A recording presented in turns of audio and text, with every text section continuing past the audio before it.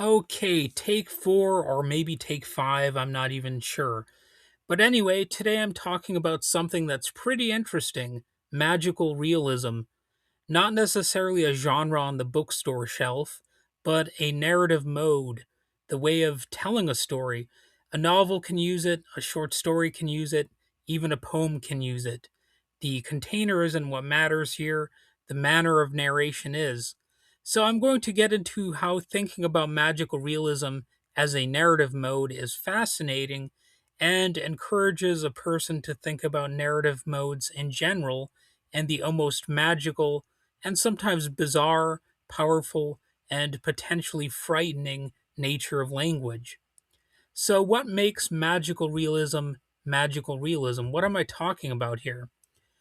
Well, when people try to define magical realism, they usually start with plot elements: ghosts, miracles, impossible things happening in everyday life.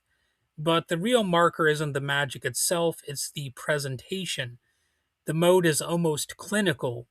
Events that should feel unreal are narrated in the same level, matter of fact tone you'd use to report what you ate for lunch. There's no big reveal, no, wow, can you believe this kind of moment. The narrator simply treats the magical as normal.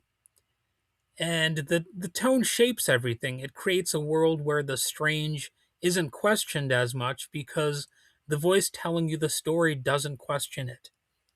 So it's a really interesting way to frame a story, and thinking about it really encourages a person to maybe question what narration actually is. You know, what exactly is it we're doing when we're reading a book or hearing a narrator in a movie? What is that person or that voice doing? To understand why tone matters, we have to step back and ask, what is narration?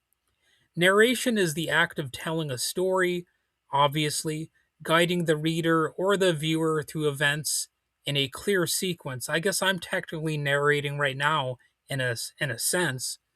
So, the basic elements will be there: who did what happened next, and why should the reader care, or the listener, or the viewer?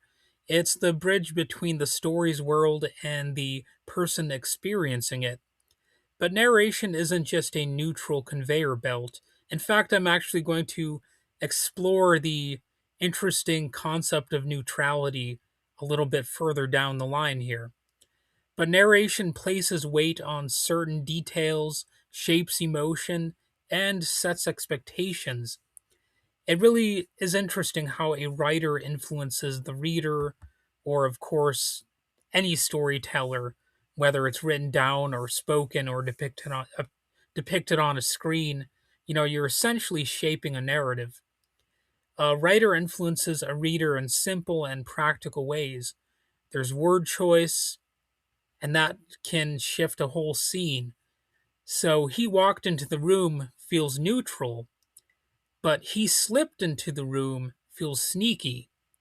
So see how that works? It's a little bit sneaky itself, right? Same action, different feeling. The verb tilts how we read the moment. Ideas and tone are almost magical things in a way. Even the idea of neutral can be slippery, like I was hinting at earlier. So Portugal was mostly neutral in World War II, which meant it didn't take a side, or did it?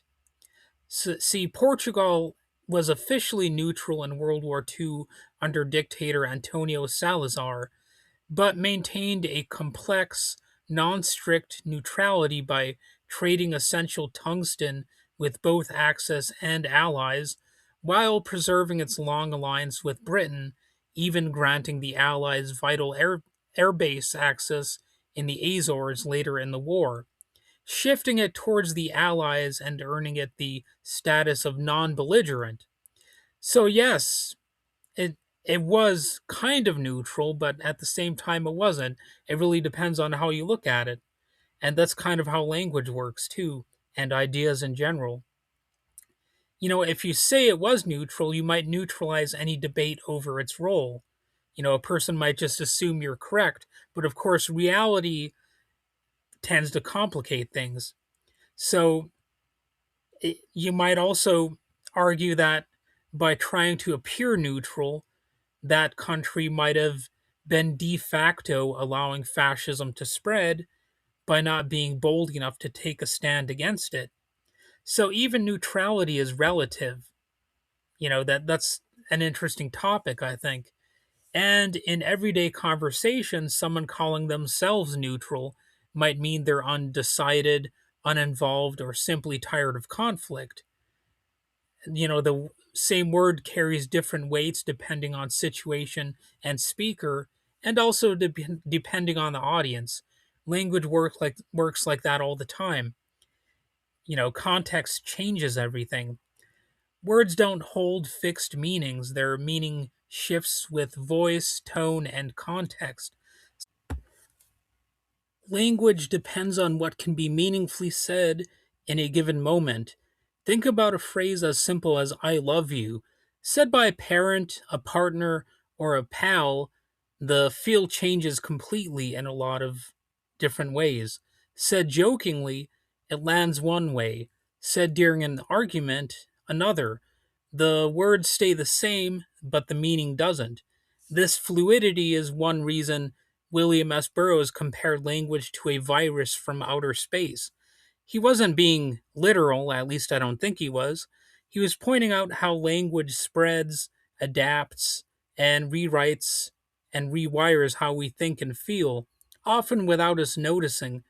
Once a word or tone enters your system, it can shift your perception in ways you didn't consciously choose. So, in that sense, it really does seem almost like a virus or something like that. And it is potentially dangerous. So, you know, there's a reason they say to choose your words wisely. That idea fits neatly with how magical realism works. The narrator's steady, unblinking voice doesn't just describe magic, it infects the reader with a certain way of seeing. The magic feels normal because the narration trains you to accept it as normal. So the key to magical realism isn't that strange things happen, it's how those things are told. Narration shapes our experience of a story, and a writer's influence often comes down to tone, rhythm, and small word choices that quietly guide how we feel. They're sort of tricking us and manipulating us.